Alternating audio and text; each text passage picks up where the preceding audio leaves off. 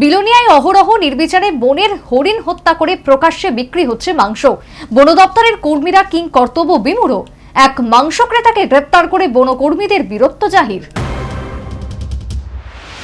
বন্য হরিণ হত্যা আইনত দণ্ডনীয় অপরাধ, কিন্তু চোরা শিকারীরা অহরহ নির্বিচারে বন্য হরিণ শিকার করে মাংস বিক্রির মাধ্যমে দিব্যি অনৈতিকভাবে অর্থ রোজগারে ব্যস্ত। পার্বত্য রাজ্য ত্রিপুরার ক্ষেত্রেও ঠিক তাই। এর মধ্যে বিলোনিয়া শহরের একাংশে অহরহ প্রকাশ্যে রাস্তার পাশে বিক্রি হচ্ছে হরিণের মাংস। এমন ঘটনা মোটেও নতুন নয়। অভিযোগ, চোরা শিকারীরা তৃষ্ণা অভয়ারণ্য সহ আশেপাশের অন্যান্য বন থেকে হরিণ শিকার করে প্রকাশ্য দিবালোকে দিব্যি রাস্তার পাশে বসে সেসব হরিণের মাংস বিক্রি করে অর্থ রোজগারের বিষয়টিকে ধান্দায় পরিণত করেছে। তথ্যবিজ্ঞ মহলের অভিমত, বন দফতরের কর্মীদের উদাসীনতা এবং কর্তব্যে গাফিলতির কারণে তৃষ্ণা অভয়ারণ্য ও অন্যান্য বনাঞ্চল চোরা শিকারীদের স্বর্গরাজ্যে পরিণত হয়েছে। এমনকি কোনো কোনো ক্ষেত্রে চোরা শিকারীদের সাথে একাংশ বনকর্মীদের কাঞ্চন মূল্যে রফার বিষয়টিও কিন্তু অভিযোগ আকারে উঠে এসেছে। এমন ঘটনায় গোটা বিলোনিয়া মহকুমা জুড়ে সংশ্লিষ্ট বন দফতর কর্তা এবং কর্মীদের ক্ষেত্রে সাধারণ মানুষের আগেই বিরূপ মনোভাব তৈরি হয়েছে। এমনকি বিলোনিয়ার মাইছড়া এলাকায় প্রায়শই রাস্তার পাশে 2000 টাকা কেজি দরে হরিণের মাংস বিক্রি হয় বলে অভিযোগ। রহস্যজনক কারণে এতদিন নিশ্চুপ ছিল সংশ্লিষ্ট বন দফতর কর্তৃপক্ষ।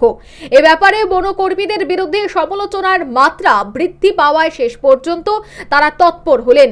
গোপন সূত্রের ভিত্তিতে খবর পেয়ে বগাফা, কাকুলিয়া, রাজনগর তৃষ্ণা অভয়ারণ্যের বন দফতরের কর্মীরা যৌথভাবে শুক্রবার সকালে মাইছড়া অভিযান চালিয়ে বিক্রি করতে নিয়ে আসা হরিণের মাংস এবং এক অটো চালককে গ্রেফতার করেছে। যদিও সংশ্লিষ্ট হরিণ শিকারী কিংবা মাংস বিক্রেতার টিকির নাগাল বন দফতরের কর্মীরা পায়নি। অনুমান করা হচ্ছে এই অটো চালক হরিণের মাংস কিনতে এসেছিল অথবা ঘটনাস্থলে কোনো কারণে উপস্থিত ছিলেন।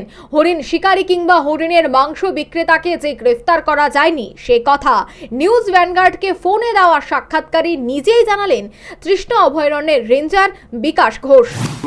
করতে গেছে আর কি, যে অ্যারেস্ট হয়েছে। অ্যাকচুয়ালি ও অপরাধী আমরা বলতে পারি না, কারণ হলো ও গেছে মাংস কিনতে। সামনে ছিল আর কি, ওর জন্য ওকে সাসপেক্ট হয়েছে, তার জন্য আমরা নিয়ে এসেছি। আসলে যাকে আপনারা ধরেছেন সে শিকারী নয় বা শিকারী না বা বিক্রেতাও না, এরকম না। তাহলে তো আসল কাজের কাজ কিছুই হলো না। না, আসল কালপিটের তো নাম ধাম আমরা কালেকশন করেছি। ওর নামে কেস যাচ্ছে, এখন কোর্টে যাচ্ছে। কার্যত হরিণের মাংস ক্রেতাকে পাকড়াও করে সংশ্লিষ্ট বনকর্মীরা নিজের বীরত্ব জাহির করলেন। এছাড়া চোরা শিকারীদের বিরুদ্ধে ব্যবস্থা গ্রহণের ক্ষেত্রে যে তাদের তথ্য প্রাপ্তির সংক্রান্ত বিষয়ে দুর্বলতা রয়েছে তাও উঠে এলো রেঞ্জার বিকাশ ঘোষের বক্তব্যে। তো আমরা ইনফর্মার ইনফর্মার আমরা রাখি, ঠিক আছে না? ওই যখন শিকার করতে গেছে এরকম কোনো তো নেই আমাদের কাছে, কিন্তু যখন বিক্রি করতে গেছে তখন তো আমাদের কাছে খবর আছে আর কি। তো যেহেতু আপনারা কিভাবে আপনার শিকারীরা শিকার করছে সে ধরনের খবর পান না, এক্ষেত্রে কি আপনাদের একটা দুর্বলতা প্রকাশ পাচ্ছে না? না, শিকার আমরা তো ধরেছি কিছুদিন আগে, তো বাড়ি থেকে 3টা বন্দুক ধরেছি, উদ্ধার করেছি এবং মাংসও ধরেছি। সর্বোপরি চোরা শিকারীরা হরিণ শিকার করে খালি করে দিচ্ছে জঙ্গল। বনের বাস্তুতন্ত্র রক্ষার ক্ষেত্রে যা কিনা ভয়ঙ্কর। কোনো কোনো ক্ষেত্রে বনকর্মীরা কিং কর্তব্য বিমূঢ়, আবার কোনো কোনো ক্ষেত্রে চোরা শিকারীদের সাথে কাঞ্চন মূল্যে বোঝাপড়ার অভিযোগে একাংশ অসাধু বনকর্মী অন্য হরিণ হত্যার ক্ষেত্রে নিষ্ক্রিয় এবং চোখ বন্ধ করে থাকেন বলে গুরুতর অভিযোগ। এর মধ্যে বিলোনিয়ার এক হরিণ মাংস ক্রেতাকে গ্রেফতার করে সংশ্লিষ্ট বনকর্মীরা তাদের বীরত্ব জাহির করলেন। রহস্যজনক কারণে শিকারীর টিকিরও নাগাল পাওয়া যায়নি। Bureau report, news vanguard.